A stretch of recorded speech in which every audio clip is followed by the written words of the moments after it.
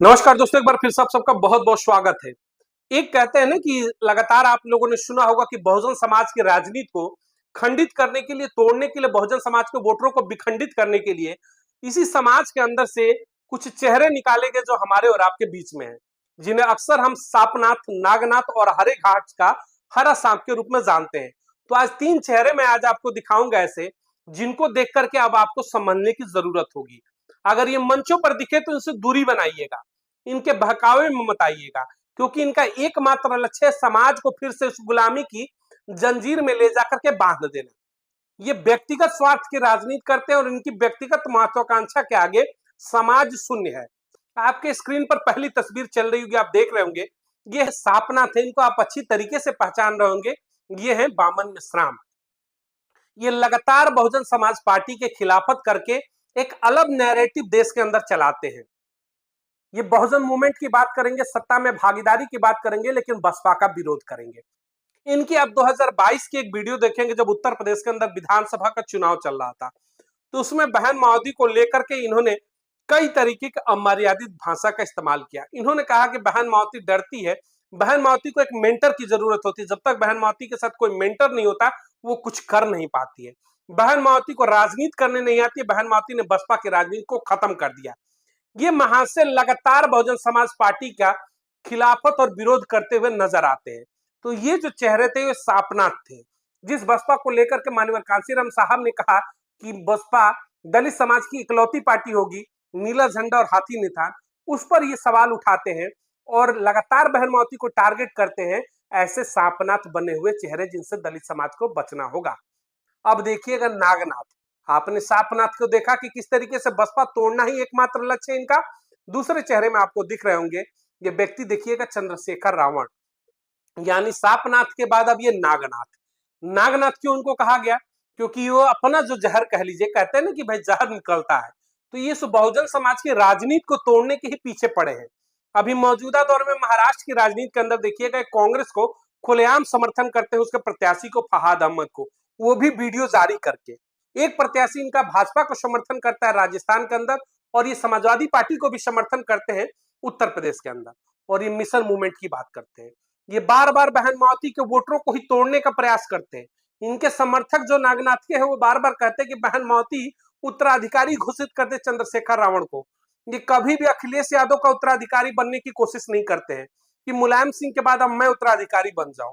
ये कभी भी बिहार में जाकर के लालू यादव को उत्तराधिकारी नहीं बनेंगे, नीतीश कुमार के नहीं बनेंगे। ये कांग्रेस पार्टी जो रसातल में जा चुकी है, कभी भी राहुल गांधी का ये उत्तराधिकारी नहीं बनेंगे।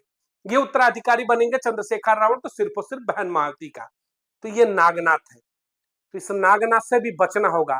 ये सापनाथ नागनाथ की जो जोड़ी है, इनका एकमात्र लक्ष्य है, देश के अंदर ये कांग्रेस मुक्त भारत नहीं चाहते, भाजपा मुक्त भारत नहीं चाहते, समाजवादी पार्टी मुक्त उत्तर प्रदेश नहीं चाहते, बिहार में किसी और पार्टी को तोड़ना नहीं चाहते। इनका एकमात्र लक्ष्य है सापनाथ नागनाथ का, यानी बामन मिश्राम साहब का और चंद्रशेखर रावण का, कि मिलेंगे और मिलकर के बसपा को तोड़ेंगे। समझिए और बचिए इन चेहरों से। अब समय आ गया इन चेहरों को पहचानने का। बहुत हुआ, बहुत तोड़ा, अब नहीं संभलेंगे तो वो दिन दूर नहीं है जब फिर से आपके पैरों में गुलामी की जंजीरें पड़ जाएंगी। अब आपने सापनाथ को देखा, नागनाथ को देखा, अब मैं जो आपको चेहरा दिखाऊंगा, हरे घास का हरा सांप दिखाऊंगा। यानी कि आपके बीच में ही छुप करके, आपके बीच में बैठ करके, और आपको डसता है, आपको पता ही नहीं चलता है। जी हाँ, स्क्रीन पर देखिएगा चेहरा आ रहे होंगे, प्रोफेसर लक्ष्मण यादव। ये हरे घास का वो हरा सांप है जो बहुजन समाज के ही बीच में जाकर के, दलितों के बीच में ही जाकर के अंबेडकरवाद की बात करता है, जो दलितों के बीच में जाकर के कहता है कि अंबेडकरवाद को हम जगाएंगे, जातिवाद को खत्म करेंगे। लेकिन अपने समाज के बीच में जाकर ये व्यक्ति कभी भी अंबेडकर की चर्चा नहीं करता है, क्योंकि पता है कि इसके समाज के लोग अंबेडकर को पूजेंगे ही नहीं। तो ये हरे घास का हरा सांप वो व्यक्ति है, प्रोफेसर लक्ष्मण यादव, कि बहुजनों का नाम लेकर के, बहुजन महापुरुषों का नाम लेकर के दलित समाज से मान सम्मान, पैसा रुपया सब कुछ पाया, देश के अंदर शोहरत मिली। लेकिन जब राजनीतिक भागीदारी की बात आ गई, तो यह व्यक्ति जाकर के अपने जातिवादी मानसिकता की वजह से अखिलेश यादव की गोद में बैठ गया। तो इसीलिए कह रहा हूं कि हरे घास का हरा सांप है व्यक्ति, इसे भी आपको पहचानना होगा।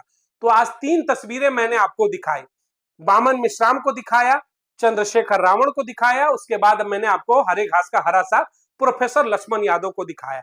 यानी कि सांपनाथ, नागनाथ और हरे घास का हरा सांप, ये तीन चेहरे आपने देख लिए और इन तीन चेहरों से अब आपको बचना होगा। क्यों बचना होगा मैं बता देता हूं। आप देखिएगा कि इस देश के अंदर बहुजन राजनीति की बात करेंगे, अगर हम दलित राजनीति की बात करते हैं तो क्या बसपा से पहले आपने देश के अंदर दलित राजनीति देखी थी? कहीं सुना था दलितों की भागीदारी? इस देश के अंदर लालू यादव को आपने सुना होगा, मुलायम सिंह यादव को सुना होगा, ममता बनर्जी को सुना होगा, भाजपा कांग्रेस को सुना होगा, लेकिन आपने दलितों की राजनीति नहीं सुनी होगी। क्योंकि दलितों को भागीदार तो छोड़िए, उनको इंसान नहीं समझाता था इस देश के अंदर। बराबरी में बैठने पर आपको नीचे खटिए से उतार दिया जाता था। और उसमें इस हरे घास के हरे सांप वाले प्रोफेसर लक्ष्मण यादव का समाज भी सबसे आगे था। तो जिस दलित समाज को इंसान ही नहीं समझा जाता तो वो भागीदारी क्या लेगा राजनीतिक? उस समाज को राजनीतिक भागीदारी दिलाया मान्यवर कांशीराम साहब ने और बीएसपी सुप्रीमो बहन मायावती ने। मान्यवर साहब ने राजनीतिक दल बनाया और कहा कि आज तक हम वोटर थे, लेकिन अब हम सत्ता के शीर्ष पर बैठेंगे और शासक बनेंगे, हम वोटर बनकर के नहीं रहेंगे। और उसी का देन था कि 4-4 बार हम शासक बने। उत्तर प्रदेश देश का सबसे बड़ा राज्य विधानसभाओं में, और उसका हम 4 बार शासक बने और इस समाज के लिए कुछ बेहतर योजनाएं लाए, अपनी मजबूती को दिखाया। तो यानी कि बहन मायावती और मान्यवर कांशीराम के दौर से पहले इस देश ने कभी दलित राजनीति नहीं देखा था। दलितों को सिर्फ खिलौना बनाने की राजनीति जरूर देखा था, जहां पर आपने देखा होगा कि किस तरीके से प्रधानमंत्री बनते बनते पैर खींच लिया गया कांग्रेस की तरफ से और वहां पर जगजीवन राम की राजनीतिक यात्रा को खत्म कर दी गई। तो सोचिएगा, आपको जिस पार्टी ने भागीदारी दिलाया, जिस पार्टी ने आपको इस लायक बनाया कि कोई मुंह छाट रहा है तो कोई सड़कों पर निकल करके आंदोलन कर रहा है, कोई कह रहा है कि हमने लाठियां खाई, कोई कह रहा है कि हम संघर्ष करें। आपके संघर्ष की जो देन है वो सिर्फ और सिर्फ बहन मायावती जैसे चेहरे हैं। तो ये तीनों चेहरे आपको दिख रहे होंगे, वामन मिश्राम हो या फिर प्रोफेसर लक्ष्मण यादव हो या फिर चंद्रशेखर रावण। आप खिलाफत करते हैं, बड़ा शर्म आता है कि आपको देश के अंदर शिकायत कांग्रेस से नहीं है, आप तीनों को शिकायत भाजपा से नहीं है, आप तीनों को शिकायत समाजवादी पार्टी से नहीं है, आपको सिर्फ और सिर्फ शिकायत किससे है देश के अंदर? तो बीएसपी सुप्रीमो बहन मायावती और बहुजन समाज पार्टी से। इसी से एक बात तय हो जाता है, एक बात सुनिश्चित हो जाती है कि आप लोग कहीं ना कहीं किसी न किसी के ऐसे इशारे पर काम कर रहे हैं कि आपका एकमात्र लक्ष्य है कि बसपा को तोड़ो, बसपा को तोड़ो और सिर्फ बसपा को तोड़ो। इसलिए आप पूरे देश के अंदर नैरेटिव गढ़ के आपकी जुबान पर सिर्फ और सिर्फ बहन मायावती के खिलाफ अपशब्द निकलते हैं। वामन मेश्राम साहब, आपकी उम्र हो चुकी है, कितनी बार आपने राहुल गांधी को खुली चुनौती दी होगी? क्या आप जानकार हैं, पढ़े लिखे व्यक्ति हैं? क्या आपको पता नहीं कि इस देश के अंदर कांग्रेस ने दलितों को क्या किया? आप जिस बाबा साहब भीमराव अंबेडकर की दिन रात माला जपते हैं, आप तीनों चेहरे, वामन मेश्राम हो या फिर प्रोफेसर लक्ष्मण यादव हो या फिर चंद्रशेखर रावण, इसी कांग्रेस ने 2 गज की भूमि नहीं दिया दिल्ली के अंदर। 34 सालों के बाद उनको भारत रत्न दिया जाता है। क्या ये चीजें आपको जानकारी नहीं है? आप सब कुछ जानते हैं, लेकिन जानकर के भी आप अनजान बने हुए हैं। इसीलिए मैं कह रहा हूं कि इन तीनों चेहरों को पहचानिएगा। ये सवाल आखिर बहन मायावती से क्यों पूछते हैं? ये सवाल कभी भी कांग्रेस से, भाजपा से, अन्य दलों से क्यों नहीं पूछते? क्यों अन्य दलों की तारीफ करेंगे और बहन मायावती पर तीखे हमले करेंगे? तो ये नकली मुखौटे लगा करके आपके बीच में सांपनाथ, नागनाथ और हरे घास का हरा सांप है। इन तीनों से बचिएगा। अब खुल के समय आ गया है कि इन पर चर्चा करिए। जब तक भागेंगे तो एक दौर आ जाएगा कि आपको इस गर्त में लेकर के चले जाएंगे कि फिर दोबारा आपके बीच में कोई बहन मायावती आने वाली नहीं है, फिर दोबारा आपके बीच में कोई मान्यवर कांशीराम साहब पैदा होने वाले नहीं है। क्योंकि अब तो सिर्फ और सिर्फ दलाल पैदा होंगे, जिनका एकमात्र लक्ष्य होगा खुद को सांसद, विधायक, मंत्री बना करके सत्ता की मलाई काटना। तो मलाई खोरों से बचिए और समझिए कि संघर्ष किसने किया था। पढ़िए, किताबें हैं मौजूद, नेट का जमाना है, गूगल पर सर्च करिए, इतिहास खुल करके आ जाएगा कि कितने कदम किसने आपके लिए लड़ाई लड़ी है। मुखौटों के बहकावे में मत आइए। बड़ी बड़ी बातें करेंगे, लेकिन इनका लक्ष्य जो होगा, इनका मैप निकालेंगे तो उसमें सिर्फ और सिर्फ बसपा का विरोध निकलेगा। तो दलित समाज मुट्ठी भर जो भी हमारे वोट बैंक है, 22% वोटर है, एकमुश्त रहिए। उस 22% को तोड़ने के लिए, विखंडित करने के लिए देश के अंदर साजिश चल रही है बसपा के खिलाफ खासतौर से। तो इस नैरेटिव को अगर कोई तोड़ सकता है तो सिर्फ दलित समाज ही तोड़ सकता है, जिसके खिलाफ नैरेटिव है।